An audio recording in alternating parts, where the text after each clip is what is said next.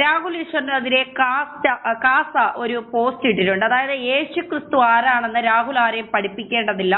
നീ ആദ്യം ഈന്തപ്പഴത്തിന്റെ കുരു തുപ്പിക്കളഞ്ഞിട്ട് സ്വന്തം സമുദായത്തിന് തന്നെ പാര പണിയുന്ന ആ കോമാളി കുപ്പായം അഴിച്ചു വയ്ക്കൂ, എന്നിട്ട് മറ്റുള്ളവരെ ഉപദേശിക്കാം. ഇതാണ് കാസ പറയുന്നത്. അതായത് ഈ കഴിഞ്ഞ ദിവസം ദിവ്യ എസ് അയ്യരുടെ യേശു ക്രിസ്തുവുമായി ബന്ധപ്പെട്ട ഒരു പാട്ടുമായി ബന്ധപ്പെട്ട ഒരു വിവാദത്തിൽ രാഹുൽ ഈശ്വറിന്റെ പ്രതികരണത്തിലാണ് കാസ ഇത്തരത്തിലൊരു നിലപാട് അവരുടെ പിന്നെ സോഷ്യൽ മീഡിയ പേജിലൂടെ അവർ വ്യക്തമാക്കിയിരിക്കുന്നത്.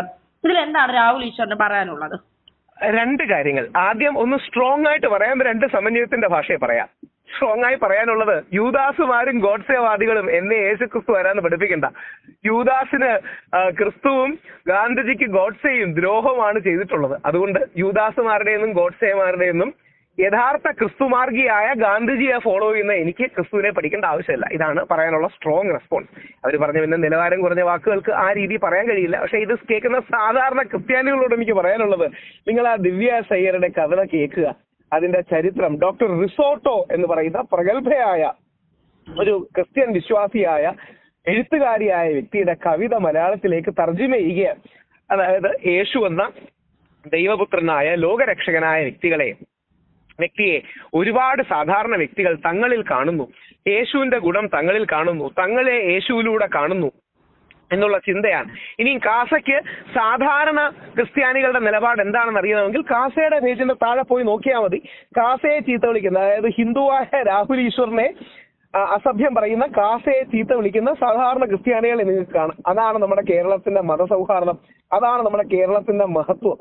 അപ്പോ അത്തരം കാര്യങ്ങൾ കാസ ഓർത്തിരുന്നാൽ കാസയ്ക്ക് നല്ലതാണ്. അല്ലാതെ ഈ തീവ്ര അതായത് കാസയെ കുറിച്ച് തന്നെ ചില അഭിപ്രായങ്ങൾ അവിടുത്തെ വളരെ ആദരണീയരായ പള്ളിയിലച്ഛന്മാർ പറഞ്ഞിട്ടുണ്ട്, തീവ്ര തുടങ്ങിയ വാക്കുകൾ ചേർത്തുകൊണ്ട്. ഞാൻ ആ വാക്കുകളൊന്നും ഉപയോഗിക്കുന്നില്ല. അപ്പോ കാസ ഓർക്കേണ്ടത് അവർ ക്രിസ്തു മാർഗത്തിലാണ് പോകേണ്ടത്, ഗോഡ്സേ മാർഗത്തിലല്ല. ഗോഡ്സേ മാർഗത്തിൽ കാസ പോയി തുടങ്ങുമ്പോഴാണ് ഈ പ്രശ്നമൊക്കെ ഉണ്ടാകുന്നത്. ക്രിസ്തു മാർഗത്തിലോ ക്രിസ്തു മാർഗത്തിന്റെ ഏറ്റവും നല്ല ആധുനിക കാലത്തെ മാനിഫെസ്റ്റേഷനായ ഗാന്ധി മാർഗത്തിലോ ഒക്കെയാണ് പോകേണ്ടത്. ആ പാതയിലേക്ക്, ക്രിസ്തുവിന്റെ പാതയിലേക്ക്, ഗാന്ധിജിയുടെ പാതയിലേക്ക് കാസയെ തിരിച്ചു വിളിക്കാൻ ഞാൻ ആഗ്രഹിക്കുന്നു.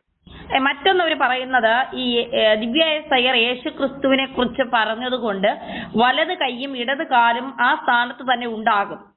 അതായത് മറ്റ് സമുദായത്തിലെ ഏതെങ്കിലും ആളെ കുറിച്ചാണ് ഇത്തരത്തിലൊരു തർജ്ജിമ അല്ലെങ്കിൽ ഇത്തരത്തിലുള്ള ഒരു പാട്ട് കൊണ്ടുവന്നതെങ്കിൽ ഒരു പക്ഷേ നമ്മുടെ ജോസഫ് മാഷിനുണ്ടായ പോലെ അനുഭവം ദിവ്യ എസ് അയ്യർക്കും ഉണ്ടാകാം.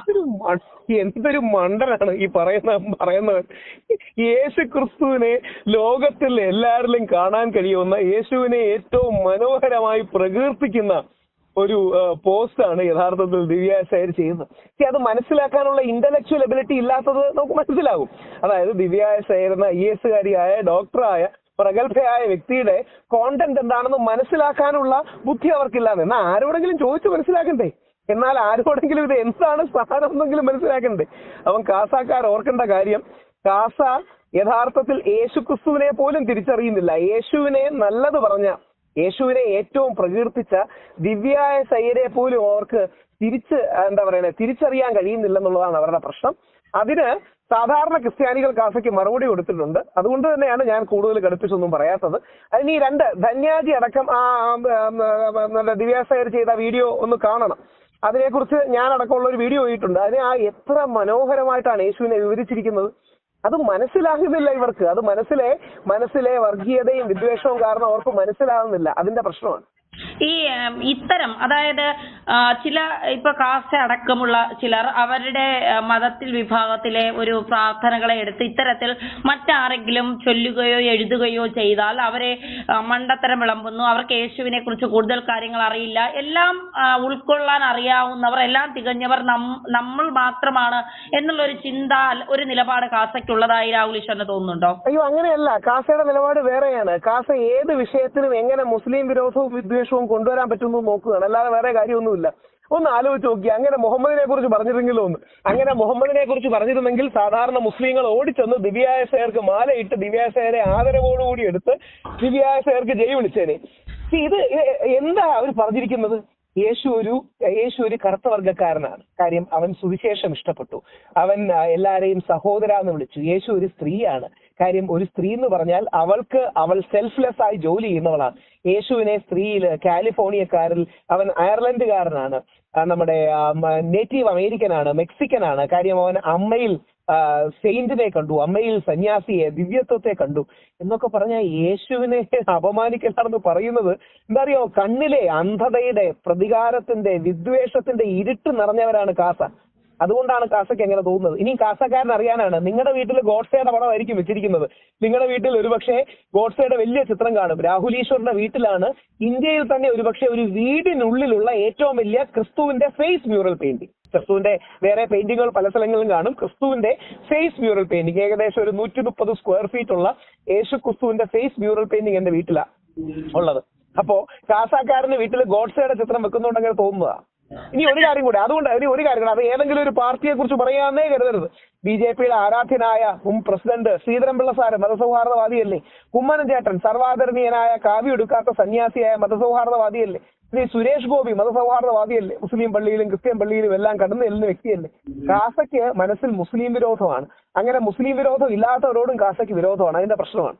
അല്ല, ഒരു കാര്യം കൂടെ ചോദിക്കട്ടെ, അങ്ങനെയാണ് എങ്കിൽ ഈ ജോസഫ് മാഷിന്റെ കൈ പോയത് എങ്ങനെയാണ്? ഈ മതസൗഹാർദ്ദം എല്ലാവരിലും ഉണ്ട് എങ്കിൽ ഒരാളുടെ മതത്തെ കുറിച്ച് അല്ലെങ്കിൽ അങ്ങനെ എന്തെങ്കിലും ഒരു വാക്ക് പറഞ്ഞതിന്റെ പേരിൽ എന്തിനാണ് ജോസഫ് മാഷിന്റെ കൈ പോയത്? എന്തിനാണ്? അങ്ങനെയാണെങ്കിൽ മാർട്ടിൻ എന്ന് പറഞ്ഞ ആൾക്കാർ 6 ക്രിസ്ത്യാനികളെ ബോംബ് വെച്ച് വന്നത് എന്തിനാണ്?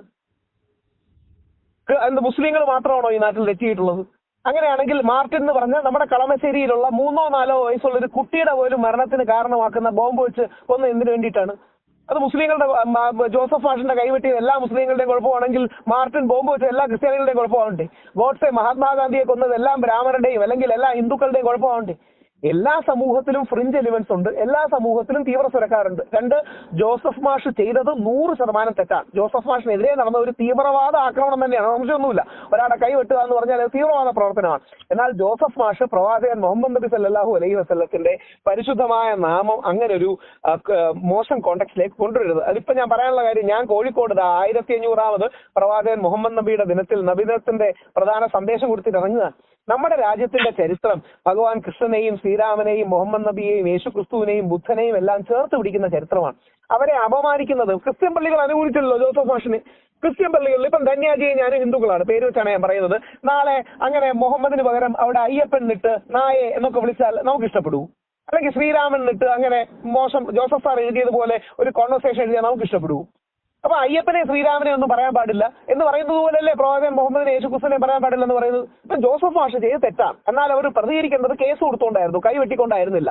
ജനാധിപത്യ രീതിയിൽ ഇന്ത്യൻ ഭരണഘടന വിഭാവനം ചെയ്യുന്ന രീതിയിൽ, കോൺസ്റ്റിറ്റ്യൂഷന്റെ രീതിയിൽ IPC ഉപയോഗിച്ച് അതിനെ എതിർക്കുന്നതിന് പകരം പോപ്പുലർ ഫ്രണ്ടിന്റെ തീവ്ര സ്വരക്കാരായ ആൾക്കാർ അവരുടെ കൈവെട്ടി. അത് തീവ്രവാദ പ്രവർത്തനമാണ്. എന്നാൽ ആരാ ജോസഫ് മാഷിന് രക്തം കൊടുക്കാൻ പോകുന്നത്? നമ്മുടെ മുസ്ലിം സൗകര്യങ്ങൾ തന്നെയാണ് പോകുന്നത്. ഇതിനെ ഏറ്റവും ശക്തമായി തള്ളി പറഞ്ഞ ആരാ? നമ്മുടെ മുസ്ലിം സമൂഹം തന്നെയാണ്. മുഖ്യധാര മുസ്ലിം സമൂഹമാണ്. ഇസ്ലാമോഫോബിയ ഉണ്ടാക്കാൻ വളഞ്ഞ വഴി ശ്രമിക്കുന്നവരാണ് കാസ. അതിന് കേരളം ഒരിക്കലും കൂടെ നിൽക്കില്ല, ക്രിസ്ത്യാനികൾ ഒരിക്കലും കൂടെ നിൽക്കില്ല. കാര്യം ക്രിസ്ത്യൻ സമൂഹം എന്നും നമ്മുടെ മതസൗഹാർദ്ദത്തിനും ഒരുമയ്ക്കും ഐക്യത്തിനും ഒക്കെ വേണ്ടി നിന്നിരുന്നവരാണ്. ആ ക്രിസ്ത്യൻ സമൂഹത്തെ കാസയ്ക്ക് അറിയില്ല. കാസ യഥാർത്ഥത്തിൽ ഗോഡ്സെ മതത്തിന്റെ പാതയിലാണ് പോകുന്നത്. വളരെ നന്ദി.